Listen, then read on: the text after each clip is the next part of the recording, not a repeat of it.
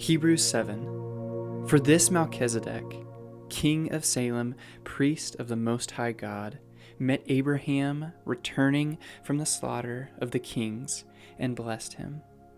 And to him Abraham apportioned a tenth part of everything. He is first, by translation of his name, King of Righteousness, and then he is also King of Salem, that is, King of Peace. He is without father or mother or genealogy, having neither beginning of days nor end of life, but resembling the Son of God, he continues a priest forever. See how great this man was, to whom Abraham the patriarch gave a tenth of the spoils. And those descendants of Levi, who receive the priestly office, have a commandment in the law to take tithes from the people, that is, from their brothers, though these also are descendants of Abraham. But this man, who does not have his descendant from them, received tithes from Abraham, to bless him who had the promises.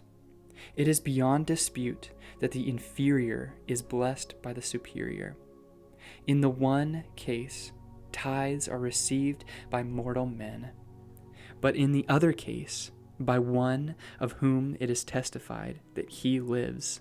One might even say that Levi himself, who receives tithes, paid tithes through Abraham, for he was still in the loins of his ancestor when Melchizedek met him.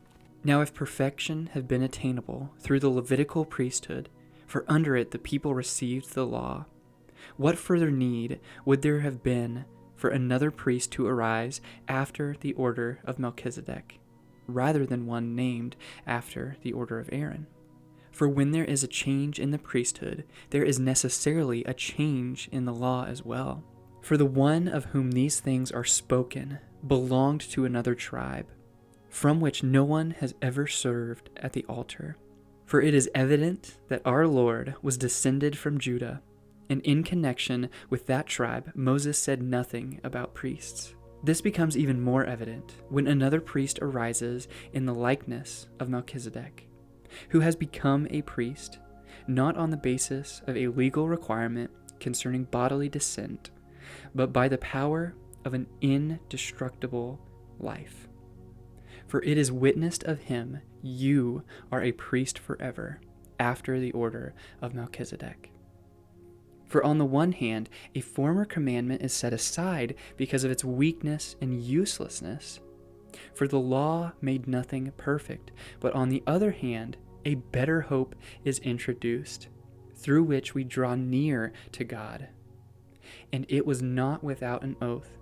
For those who formerly became priests were made such without an oath, but this one was made a priest with an oath by the one who said to him, "The Lord has sworn and will not change his mind. You are a priest forever." This makes Jesus the guarantor of a better covenant. The former priests were many in number because they were prevented by death from continuing in office.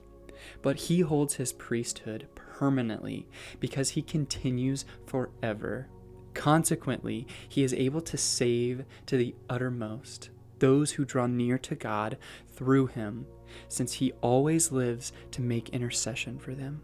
For it was indeed fitting that we should have such a high priest, holy, innocent, unstained, separated from sinners, and exalted above the heavens.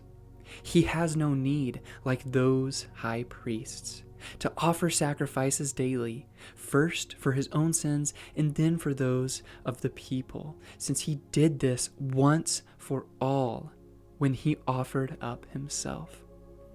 For the law appoints men in their weakness as high priests, but the word of the oath, which came later than the law, appoints a son who has been made perfect forever.